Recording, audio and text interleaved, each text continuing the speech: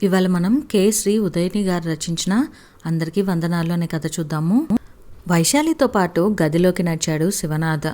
కూర్చోండి అంది వైశాలి మంచం పక్కన ఉన్న కుర్చీ చూపిస్తూ. మీరేమీ అనుకోనంటే ముందుగా నేను 2 విషయాలు చెప్పాలి అన్నాడు. చెప్పాలనుకున్నవి దాయకుండా బయట పెట్టాలనే కదా మనకి అవకాశం ఇచ్చింది అని వైశాలి మనసులో అనుకుంది. పైకి మాత్రం చెప్పండి అంది. ఎలా మొదలు పెట్టాలా అన్నట్లు గదిని పరీక్షగా చూడటంలో కొన్ని క్షణాలు గడిపాడు శివనాథ్. గదిలో సాధారణ మధ్యతరగతి వాతావరణం అతనికి బాగా నచ్చింది. మనసులో ఉన్నది సూటిగా చెప్పవచ్చు అన్న ధైర్యం కలిగింది. పెళ్లి చూపుల్లో ఏకాంతంగా అతను చెప్పబోయే మొదటి విషయం ఏమిటా అని కుతూహలంగా సహజంగానే వైశాలికి కలిగింది. ఫోటోలో శివనాథ్ని చూసినప్పుడు ఎక్కడో తారసపడ్డ వ్యక్తి అన్న భావన కలిగింది వైశాలికి. కొన్ని నిమిషాల కిందట ముఖాముఖి చూసినప్పుడు ఆ తారసపడటం ఎలా జరిగిందో ఆమెకు చొప్పున స్ఫురించింది. వైశాలి ఒక స్కూల్లో టీచర్గా పనిచేస్తుంది. అందులో అదనంగా కొన్ని తరగతుల గదులు నిర్మించాలన్న ప్రతిపాదన 9 నెలల క్రిందట అంటే 2019 చివరి నెలలో వచ్చింది. మరికొన్ని వారాల్లో మొత్తం ప్రపంచాన్ని భయకంపితుల్ని చేయబోయే పెను విపత్తు గురించి అప్పటికి ఎవరికీ తెలియదు. భవన నిర్మాణానికి తమ వంతు సాయం అందించటానికి పూర్వ విద్యార్థులు ముందుకొచ్చారు. చిత్రకారుడిగా దేశవ్యాప్తంగా మంచి పేరున్న ఒక పూర్వ విద్యార్థి తాను గీసిన చిత్రాలను విరాళంగా ఇచ్చాడు. వాటిని చక్కగా ప్రదర్శించే ఏర్పాటు చేసే బాధ్యత వైశాలికి అప్పగించింది యాజమాన్యం. లోకల్ టీవీ ఛానల్ పుణ్యమా అని ఆ చిత్రకళ ప్రదర్శనకు మంచి ప్రచారం వచ్చింది. ఒకటొకటిగా చిత్రాలు అమ్ముడుపోసాగాయి. ఊహించిన దానికన్నా కూడా ఎక్కువ ఆదాయమే రావటం సంతోషం కలిగిస్తున్నా మిగిలిన ఒక్క చిత్రాన్ని మాత్రం కొనటానికి ఎవ్వరూ ముందుకు రాకపోవటం వైశాలికి చిత్రంగా తోచింది. ఆ రోజు అమ్ముడుపోని చిత్రం ముందు ఒకతను నిలబడి తదేకంగా చూస్తున్నాడు.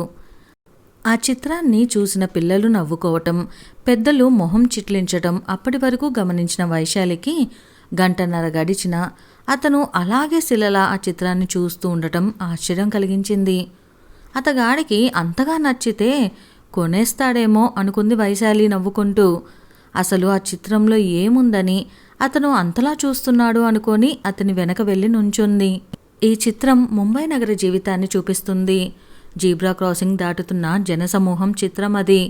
స్కూల్ బ్యాగులతో వివిధ వయసు వల్ల పిల్లలు, బ్రీఫ్ కేసులు, బ్యాగులతో ఆడమగ ఉద్యోగులు, విద్యార్థులు, లంచ్ డబ్బాలు తీసుకువెళ్తున్న డబ్బావాలాలు, వాకింగ్ స్టిక్ సహాయంతో నడుస్తున్న వృద్ధులు అందరూ ఉన్నారు.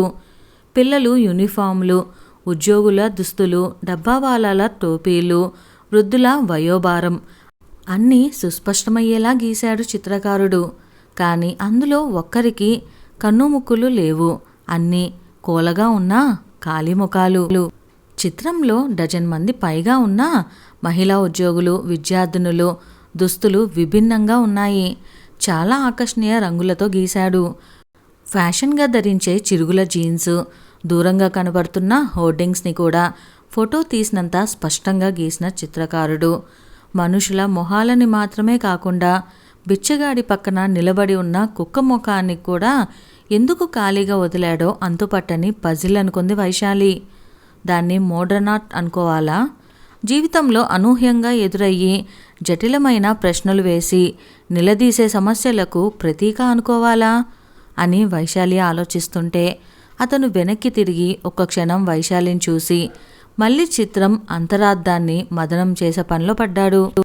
చిత్రాల గురించి కనుక్కోవటానికి రాత్రి ఆ ఆర్టిస్ట్ ఫోన్ చేసినప్పుడు ఏకదీక్షగా చూస్తూ ఉండిపోయిన వ్యక్తి గురించి చెప్పింది వైశాలి. కొన్ని నిమిషాల కిందట శివనాథ్ని పరిచయం చేసినప్పుడు ఇతనే కదూ అప్పుడు ఆ చిత్రాన్ని అంతగా ఆకర్షితుడయ్యి అయిన వ్యక్తి అనుకుంది వైశాలి. ఆ విషయం ఇప్పుడు ప్రస్తావించటం సబబుగా ఉంటుందా అన్న ఆలోచనలో పడింది. మరీ అంత గంభీరమైన విషయం కాదు కానీ అని శివనాథ్ అనటంతో అతని వైపు తిరిగింది. అప్పటికి శివనాథ్ ఏ విషయం ముందుగా చెప్పాలో ఒక నిర్ణయానికి వచ్చాడు. నేను చెప్పాలనుకున్న మొదటి విషయం. చిన్నగా నవ్వాడు. అది విన్నాక ఆలు లేదు చూలు లేదు, కొడుకు పేరు సోమలింగం అన్న సామెతని చాలా దూరదృష్టితో రూపకల్పన చేశారనుకొని హాయిగా నవ్వుకోండి పర్వాలేదు. ఈ అబ్బాయికి కాసింత స్క్రూ లూజ్ అనుకున్నా నాకు అభ్యంతరం లేదు, కానీ అర్థం చేసుకునే ప్రయత్నం మాత్రం చేయండి. రాజశేఖరం మాస్టారు నాకు చేసిన సాయం అంతా ఇంతా కాదు. నేను ఇంజనీర్ని అయ్యానన్నా, ఈ స్థాయికి రాగలిగానన్నా కూడా అంతా ఆయన చలువే. నేనేం చేసినా ఆ రుణాన్ని తీర్చుకోలేను. ఆయన పేరు గుర్తొచ్చేలాగా, నిత్యం స్మరించేలా మొదటి సంతానానికి ఆయన పేరు పెట్టుకోవాలి అనుకుంటున్నాను. అంతవరకు చెప్పాక ఆ మాటలు ఇంకా పొడిగిస్తే సభ్యత కాదేమో అన్న శంకతో దృష్టి మరల్చి తలదించుకున్నాడు శివనాథ్. పెళ్లి చూపుల్లో ఇలాంటి ప్రస్తావన అన్న ఆలోచనతో వైశాలి నుదుటి మీద మడతలు ప్రత్యక్షమయ్యాయి. అంతలోనే ఒక అల్లరి ఊహ మెడలో మెదిలి మొహం ప్రసన్నంగా మారింది. సరిగ్గా అప్పుడే శివనాథ్ తలెత్తి ఆమె వంక చూశాడు. చిన్నప్పుడే తల్లిదండ్రుల్ని పోగొట్టుకున్నాను. రాజశేఖరం మాస్టారు సహాయం చేసేంతవరకు చాలా దైన్యమైన స్థితిలో జీవితాన్ని గడిపాను. కడుపు నింపుకోవటానికి అందుబాటులో ఉన్న ప్రతి పని న్యాయబద్ధంగా చేశాను. ఆ విషయం చెప్పుకోవటానికి సిగ్గుపడాల్సిన అవసరం లేదు. అలాగే అంటూ వాక్యాన్ని పూర్తి చేయకుండా ఆపాడు. నాతో జీవితాన్ని పంచుకునే సహచరి కూడా అలాగే భావించాలని అనుకుంటున్నాను అన్నది శివనాథ్ చెప్పకుండా వదిలిన భాగం అనుకుంది వైశాలి. ఏవేవో నియమ నిబంధనలు పెడుతున్నట్లుగా కాకుండా నచ్చచెప్పే విధంగా తన కోరికలు వివరించిన విధానం వైశాలికి బాగా నచ్చింది. ఆ తర్వాత వచ్చిన మహమ్మారి, ఉద్యోగ విధులకు హాజరవటంలో ఇబ్బందుల గురించి మాటలు దొర్లుతున్నప్పుడు వైశాలి చెప్పింది. మా స్కూల్లో చిత్రప్రదర్శన జరిగినప్పుడు మీరొచ్చారు. అవును అన్నాడు శివనాథ్. అతను క్లుప్తంగా ఒక్క మాటలో చెప్పాడని మాత్రమే అనుకుంది వైశాలి. అయితే పెళ్ళయ్యి కాపురం పెట్టాక అతన్ని ఆకర్షించిన చిత్రాన్ని ఇంట్లో చూసి, క్లుప్తంగానే కాదు అతని మాటలు నర్మగర్భంగా కూడా ఉంటాయని ఆమెకు తెలిసింది. మీరొచ్చి వెళ్ళిన తర్వాతి రోజు ఆర్టిస్ట్ ఫోన్ చేసి ఈ చిత్రానికి నాట్ ఫర్ సేల్ అన్న సూచిక పెట్టమని చెప్పారు. మరి ఇది మీ దగ్గర ఎలా వచ్చింది అని వైశాలి అడిగింది. శివనాథ్ చిన్నగా నవ్వి మెల్లగా చెప్పసాగాడు. చిత్రం నాకు అంతగా ఎందుకు నచ్చిందో నాకే స్పష్టంగా తెలియదు, కానీ దాన్ని సొంతం చేసుకోవాలన్న కోరిక మాత్రం బలంగా కలిగింది. చిత్రానికి చెప్పిన ధర ఎక్కువ తక్కువ చెప్పేంత పరిజ్ఞానం నాకు లేదు, కానీ నా బడ్జెట్కి మాత్రం అది అందనిది అనుకున్నాను. చివరికి ధైర్యం చేసి ముంబైలో ఉన్న ఆర్టిస్ట్ ఫోన్ నెంబర్ సంపాదించి మాట్లాడాను. పెయింటింగ్ నాకు బాగా నచ్చిందని, స్కూల్కి వచ్చే విరాళానికి గండి కొట్టే ఆలోచన లేదని, కొంచెం సమయం ఇస్తే ఆ మొత్తాన్ని వాయిదాల రూపంలో స్కూల్కి ఇస్తానని చెప్పాను. ఆర్టిస్ట్ ఒప్పుకుంటాడని అనుకోలేదు. ఎగతాళి చేసి కాల్ కట్ చేస్తాడని అనుకున్నాను. అయితే పెయింటింగ్ ముందు గంటల తరబడి నుంచున్నది మీరేనా అన్న ప్రశ్న అటు నుంచి రావడంతో ఆశ్చర్యపోయాను. అవును అని చెప్పాక వారం తర్వాత నేను హైదరాబాద్ వస్తున్నాను. అప్పుడు నేనే స్వయంగా ఆ పెయింటింగ్ నా చేతులతో మీకు ఇస్తాను అన్నాడాయన. ఆ విధంగా ఈ పెయింటింగ్ నా దగ్గరకు చేరింది. మిమ్మల్ని ఆ పెయింటింగ్ ఎందుకు అంతగా ఆకట్టుకుంది? వైశాలి భర్తను అడిగింది. ఇబ్బందిగా నవ్వాడు శివనాథ్. ఇప్పుడు ఆ సంగతి మాట్లాడటం నాకు ఇష్టం లేదు. దానికి 2 కారణాలున్నాయి. మొదటిది, అది ఎందుకు నచ్చిందన్న విషయం నాకే పూర్తిగా బోధపడకుండా గజిబిజిగా అస్పష్టంగా ఉంది. రెండోది, ఇప్పుడే మనిద్దరం మహమ్మారి భయం నీడలో కొత్త జీవితం తీయగా ఆరంభిస్తున్నాము. చేదు విషయాల్ని జ్ఞాపకం చేసుకోవాల్సిన సమయం ఇది కాదేమో. అర్థమైనట్లు తలూపి అతని భుజం మీద చెయ్యి వేసింది వైశాలి. నిజానికి ఆమెకు అర్థమైంది ఏమీ లేదు. శివనాథ్ ప్రతి ఉదయం ఆ చిత్రం ముందు నిలబడి చూస్తూ కాఫీ తాగటం గమనించినప్పుడు ఈయన గారికి ఆ చిత్రంలో ప్రతిరోజు ఏ అర్థం పరమార్థం స్ఫురిస్తున్నాయో అనుకొని నవ్వుకునేది వైశాలి. దేశంలో క్రమంగా కేసులు తగ్గుముఖం పట్టసాగాయి. మెల్లగా జనజీవనం సాధారణ స్థితికి రాసాగింది. ఇంకొన్ని రోజులు జాగ్రత్తలు పాటిస్తే రేపో మాపో టీకా వచ్చేస్తుంది అన్న ఆశ అందరిలో పెరిగింది. రాజశేఖరం మాస్టర్ నుంచి ఆ రోజు ఉత్తరం వచ్చింది. భార్యకు చూపిస్తూ, వైశాలి, నాకు చాలా ఆనందంగా ఉంది. నిజానికి పెళ్ళైన వెంటనే వెళ్ళి ఆయన ఆశీస్సులు తీసుకుందాం అనుకున్నాను. అప్పుడు ప్రయాణాలు మంచిది కాదని మాస్టర్ వద్దన్నారు. ఇప్పుడు పరిస్థితి దాదాపు సాధారణ స్థితికి వచ్చింది కదా. వచ్చే నెలే రైలు తిరిగి పట్టాలు ఎక్కాక రమ్మని అన్నారు. సంబరంగా అన్నాడు. మా స్కూల్లో కూడా పెద్ద తరగతులకు క్లాసులు మొదలవుతున్నాయని అంటున్నారు అంది వైశాలి. అలాగా, అంటే నీకు సెలవు దొరకదా? అనుమానంగా అడిగాడు శివనాథ్. సెలవు దొరకదు అన్నది నిజమే, కానీ అసలు సెలవే అక్కర్లేదు. ఆయన ఉండేది అనంతపూర్ దగ్గర కదా. శనివారం రాత్రి రైల్లో వెళ్ళి ఆయన్ని కలిసి తిరిగి రాత్రికి బయలుదేరి సోమవారం పొద్దునకల్లా హైదరాబాద్లో ఉంటాము. ఇక సమస్య ఏముంది అంది వైశాలి. అమ్మయ్య అనుకున్నాడు శివనాథ్ సంబరంగా. అప్పుడు అడిగితే కొత్తగా పెళ్ళైన రోజులని ఏమీ చెప్పలేదు. ఇప్పుడు పరిస్థితులు కూడా మెరుగుపడుతున్నాయి కదా, ఇప్పుడైనా చెప్పొచ్చు కదా. అతని ఆనందాన్ని అవకాశంగా తీసుకొని వైశాలి ఆ చిత్రం గురించి అడిగింది. చెబుతాను అని శివనాథ్ అంటుంటే వైశాలి అడ్డుపడింది. ముందు నాదో సందేహం తీర్చండి. పెళ్లి చూపుల్లో మొదటి సంతానానికి ఆయన పేరు పెడదామని అన్నారు కదా. ఒకవేళ ఆ రోజు కలిగిన చిలిపి ఊహ మళ్ళీ పలకరించటంలో వైశాలి వదనం చిరునవ్వుతో మెరిసింది. దాన్ని అర్థం చేసుకున్న శివనాథ్, ముందుగా అమ్మాయి పుడితే పేరేం పెడతారని కదా నీ సందేహం? రాజశ్రీ అనో లేదంటే రాజా అన్న శబ్దం వచ్చేలా నీకు నచ్చిన పేరు సూచించాలని అడిగేవాణ్ణి అన్నాడు. ఆ వివరణ వైశాలికి నచ్చింది. రాజశేఖరం మాస్టర్ చేసిన సాయం గురించి ఆ తర్వాత శివనాథ్ చెప్పాడు. నేను 7వ తరగతి చదువుతున్నప్పుడు బైక్ మీద వెళ్తున్నాను. తల్లిదండ్రులను లారీ ఢీకొట్టి మరణించారు. మా నాన్న చిన్న ప్రైవేట్ ఉద్యోగం చేసేవాడు. ఆయన తర్వాత యాజమాన్యం నుంచి కొద్ది మొత్తం డబ్బు నాకు అందింది. ఈ డబ్బుతో నిన్ను పోషించటమే కష్టం, ఇక చదువు కూడా చెప్పించాలా, నా వల్ల కాదు అన్నాడు వేరే ఊర్లో ఉన్న మా మేనమామ. మా ఊరిలో బడే లేదు అన్నాడు పెదనాన్న మేనమామల తగుల గుంజాటనలో డబ్బు మాయమైంది. మంచి విద్యార్థి చదువు ఆగకూడదని రాజశేఖరం మాస్టారు స్కూల్ ఫీజు కట్టారు. నేను న్యూస్ పేపర్లు పాల ప్యాకెట్లు వేయటం మొదలుపెట్టాను. దొరికిన పని చేస్తూ 2.5 ఏళ్ళు చాలా అవస్థలు పడ్డాను. 10th క్లాస్లో మంచి మార్కులు వస్తే కొన్ని ఇంటర్ కాలేజీలు హాస్టల్ వసతితో పాటు ఎంసెట్ శిక్షణ ఉచితంగా ఇస్తాయి, గుర్తుంచుకో అని రాజశేఖరం మాస్టారు చెప్పిన మాటలు మనసులో పెట్టుకొని ఆ లక్ష్యాన్ని సాధించాను. అలాగే సవాళ్లను ఎదుర్కొంటూ ఎంసెట్ పరీక్ష కూడా బాగా రాశాను. అయితే ప్రశ్నాపత్రం లీక్ అయిందని పరీక్ష 2వ సారి పెట్టారు. మొదటిసారి రాయగానే హాస్టల్ ఖాళీ చేయాల్సి వచ్చింది. నిలువ నీడలేని నాకు రాజశేఖరం మాస్టారు ఆశ్రయం ఇచ్చారు. 2వ సారి ఎంసెట్ పరీక్ష ఎలా రాస్తానో అన్నదానికన్నా అసలు పరీక్షకి సమయానికి హాజరు కాగలనా లేదా అన్న ప్రశ్న భూతంలాగా నన్ను భయపెట్టే పరిస్థితి ఎదురైంది అని శివనాథ్ చెప్పాడు. ఏమైంది? కుతూహలంగా అడిగింది వైశాలి.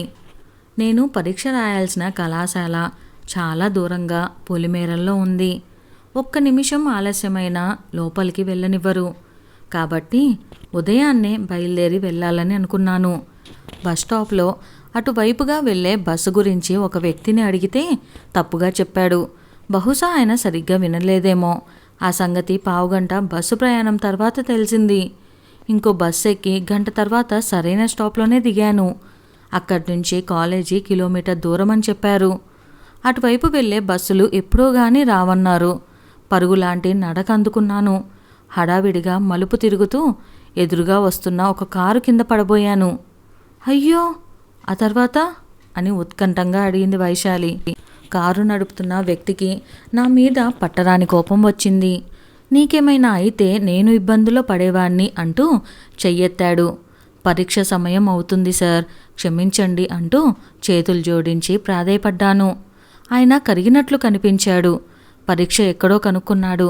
కారులో అక్కడ దింపుతానని ఎక్కించుకున్నాడు. కానీ 5 నిమిషాల తర్వాత నన్ను దిగమన్నాడు. పక్కన కూర్చున్న కూతురు మీదగా ఒంగొని కిటికీలోకి తలపెట్టి రోడ్డు మీద నిలబడ్డ నన్ను చూస్తూ ఉమ్మి ఒళ్ళు దగ్గర పెట్టుకొని రోడ్డు మీద నడు, ఇది నీకో పాఠం, ఇప్పుడు ఆ కాలేజీ ఇంకో కిలోమీటర్ దూరం ఎక్కువ అన్నాడు. అయ్యో, ఎంత పని చేశాడు? తర్వాత ఏం చేశారు అడిగింది వైశాలి కళ్ళు విశాలం చేస్తూ. నాకు ఏడుపు తన్నుకొచ్చింది. జీవితం మీద విరక్తి కలిగింది. దురదృష్టానికి నన్ను నేను తిట్టుకున్నాను. కారు ముందుకి వెళ్తుంటే దాని కిటికీలోంచి ఆ అమ్మాయి ఓ రుమాలు కింద పడేసింది. నా కోసమే దాన్ని వేసిందని అర్థమయ్యి పరుగున వెళ్ళి తీసి చూశాను. 2 10 రూపాయల నోట్లున్నాయి. ఆటోలో వెళ్ళటానికి ఇచ్చి ఉంటుందని వెంటనే స్ఫురించింది. ఆనాటి సంగతులు గుర్తు చేసుకుంటూ చెప్పాడు శివనాథ్. ఎంసెట్ మంచి ర్యాంక్ వచ్చింది. స్కాలర్షిప్ దక్కింది. రాజశేఖరం మాస్టారి ఔదార్యంతో ఇబ్బందులు లేకుండా చదువు పూర్తి చేసుకున్నాను. ఇంకొంచెం కష్టపడితే ఉద్యోగం దొరికింది. అది నా కథ అని శివనాథ్ ముగించాడు. ట్రైన్ రిజర్వేషన్లు మొదలుపెట్టిన రోజు వైశాలి చూసేసరికి వెయిటింగ్ లిస్టు 5 నడుస్తుంది. శివనాథ్కి ఆ విషయం చెబుతూ ఇప్పటికీ వెయిటింగ్ లిస్టు 5, 6. చూద్దాం దొరకచ్చు అంది. ఎలాగైనా మనం వెళ్ళాలి అన్నాడు శివనాథ్. 3వ రోజు వెయిటింగ్ లిస్ట్ తగ్గిపోయి వాళ్ళ టికెట్లు కన్ఫర్మ్ అయ్యాయి. చూసారా, మీ సంకల్పం గట్టిది అంది వైశాలి. అంతలోనే సన్నగా నవ్వుతూ, నిజానికి మీరు నాకు థ్యాంక్స్ చెప్పాలి. నా లక్కీ హ్యాండ్తో బుక్ చేశాను, టికెట్లు దొరికాయి తగలెగరేస్తూ చెప్పింది. తప్పకుండా చెప్తాను. నిజానికి టికెట్లు దొరికినందుకు మనం ముఖ్యంగా కృతజ్ఞతలు చెప్పాల్సిన వాళ్ళని కూడా విస్మరించకుండా స్మరించుకోవాలి కదా అన్నాడు శివనాథ్ వెళ్ళి పెయింటింగ్ ముందు నిలబడుతూ. అయోమయంగా అతని పక్కన నిలబడింది వైశాలి. ఆ చిత్రంలో దాగున్న మర్మం తెలిసిందన్నట్లు శివనాథ్ పెదవులు చిరునవ్వుతో మెరిశాయి. టికెట్లు కన్ఫర్మ్ అయ్యాయి కాబట్టి బుక్ చేసిన నీది లక్కీ హ్యాండ్ అన్నావు కదా, థ్యాంక్స్ చెప్పుకోవాలి అనుకున్నావు. కానీ మన ప్రయాణం ఖాయం అవ్వటానికి, నీ చేతిలో అదృష్టం ఉందని అనుకోవటానికి ముఖ్య కారణమైన వారి గురించి నువ్వు పట్టించుకోలేదు. అతని స్వరంలో ఆరోపణ లేదు. ఆలోచించు అన్న మెత్తటి సూచన ఉంది. ఆ మాటలు మెత్తగా అయినా గుచ్చుకున్నాయేమో. ఎవరండి ఆ మహానుభావులు? వ్యంగ్యంగా అడిగింది వైశాలి. ముందు టికెట్ కొనుక్కొని ఆ తర్వాత ఆ టికెట్లను రద్దు చేసుకున్న వారి వల్లే మన ప్రయాణం ఖాయమైంది. వాళ్ళెవరో మనకి తెలియదు. నిజానికి వాళ్ళకి థ్యాంక్స్ చెప్పాలి కదా. వాళ్ళు ఈ బ్రీఫ్ కేస్ పట్టుకున్న వ్యక్తిలా ఉండొచ్చు. చేతిలో వాకింగ్ స్టిక్ ఉన్న నిటారుగా నడుస్తున్న ఈవిడ లాంటి వాళ్ళు కావచ్చు. వీళ్ళ పోలికలు కనపడవు. అలాగే టికెట్ వద్దనుకున్న వాళ్ళు కూడా ఎలా ఉంటారో మనకి తెలియదు. వైశాలి అప్రయత్నంగా తలూపింది. శివనాథ్ని ఆ పెయింటింగ్ అంతగా ఆకర్షించడానికి కారణం లీలగా తెలిసినట్లయింది. అసలే హడావిడి పడుతున్న నన్ను తన తండ్రి ఇంకా ఇబ్బంది పెడతాడని జాలిపడ్డ ఆ అమ్మాయిని నేను సరిగ్గా చూడలేదు. ఆమె ఎలా ఉంటుందో నాకు తెలియదు. వయసు 9, 10, 12 నాకు తెలియదు. తెలిసింది ఏంటంటే సాయం చేయాలన్న గొప్ప మనసు ఆ అమ్మాయికి ఉందని మాత్రమే. ఈ నీలం డ్రెస్సు చూస్తుంటే ఆ రోజు ఆ అమ్మాయి డ్రెస్సే గుర్తొస్తుంది. ఆమె సాయం లేకుంటే పరీక్ష రాసేవాన్నే కాదు. తర్వాత నా జీవితం ఏమయ్యేదో అనుకుంటూ కృతజ్ఞతలు చెప్పుకున్నాడు. వంగి నడుస్తున్న ఈయనను చూస్తే పెదనాన్న గుర్తొస్తాడు. చదువు చెప్పించకపోయినా నా తమ్ముడి కొడుకు నా దగ్గరే ఉండాలని పెదనాన్న పంతం పట్టి ఉంటే ఎన్ని కష్టాల్లో ఉండేవాన్నో అని తలుచుకుంటే ఉద్యోగంలో ఎదుర్కొంటున్న సమస్యలు దూది పింఛన్లా ఎగిరిపోతాయి. ఒక్కోసారి ఒక్కో విషయంలో ఒక వ్యక్తి గుర్తొస్తారు. గొంతుకు ఏదో అడ్డొచ్చినట్లుగా శివనాథ్ మాటలు ఆగాయి. అవును, నిజమే అనుకుంది వైశాలి. 10th పరీక్షకి వెళ్తున్నప్పుడు హాల్ టికెట్ పడిపోయింది. చూసుకోకుండా వెళ్ళిపోతుంటే పరుగున వచ్చి ఒక చిన్న పిల్లవాడు ఇచ్చాడు. శివనాథ్ భుజం పైన చెయ్యి వేసి పక్కన నిలబడి పెయింటింగ్లో ఆ పిల్లాన్ని గుర్తుపట్టే ప్రయత్నం చేసింది వైశాలి. అంటే ఆ పెయింటింగ్లో ఉన్న మొహం కవలికలు లేని మొహాలన్నీ కూడా మన చుట్టూ ఉండే వాళ్ళవే. ఎవరో ఒకళ్ళు తారసపడుతూనే ఉంటారు. అలాగా మనకి సంబంధించిన వాళ్ళ మొహం అక్కడ ఊహించుకోవటానికి ఆ మొహానికి కవలికలు లేకుండా కేవలం ఆకారాలు మాత్రమే వేశారు. అది ఆ చిత్రం యొక్క అర్థం. ఇదండి వాళ్ళ మన కథ. ఈ కథ కనుక మీకు నచ్చినట్లయితే వెంటనే వీడియోని లైక్ చేయడం మర్చిపోకండి. అలానే మరిన్ని కథలు మన ఛానల్లో ఉన్నాయి. ఒకసారి ఇప్పటివరకు ఎవరైనా ఛానల్ని చూడలేదా, ఒకసారి కథల్లోకి వెళ్ళి మీకు నచ్చిన కథలు వినండి. నచ్చితే లైక్ చేయడం అస్సలు మర్చిపోకండి. అలానే మరిన్ని కథల కోసం మన ఛానల్ని ఇప్పటివరకు ఎవరైనా సబ్స్క్రైబ్ చేసుకోకపోతే ప్లీజ్ వెంటనే సబ్స్క్రైబ్ చేసుకొని బెల్ ఐకాన్ని క్లిక్ చేసేయండి.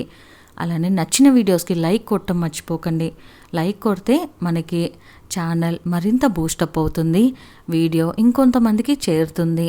మంచి మంచి విషయాలు అందరితో షేర్ చేసుకోవటం చాలా ముఖ్యం కదా. సో షేర్ చేస్తారనుకుంటున్నాను, లైక్ చేస్తారనుకుంటున్నాను. Thank you.